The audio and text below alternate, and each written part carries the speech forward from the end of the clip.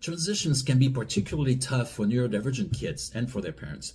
When it's time to transition, does your child ignore you, push back, negotiate, hide? You repeat yourself, you raise your voice, it's exhausting. So I'm going to share 2 of my favorite tips to make transitions easier. Transitions are not as simple as they seem. They require our brains to shift gears, and neurodivergence can often make this process more challenging.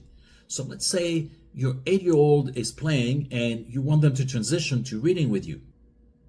Tip number 1, give them a heads up or several heads up if needed. You might tell them something like, let's play for 1 more minute and then we'll start our reading. Tip number 2, right after tip number 1, give them choices. Usually no more than 2 because too many options can be overwhelming and distracting. And make sure that both options are good options. For example, you might say, when we start our reading, do you want to read this book or that one? Or do you want to sit on the floor or on the sofa? So what do those strategies accomplish? Well, giving a heads up can make it easier for the brain to shift gears and be able to transition. Giving your child some options gives them control.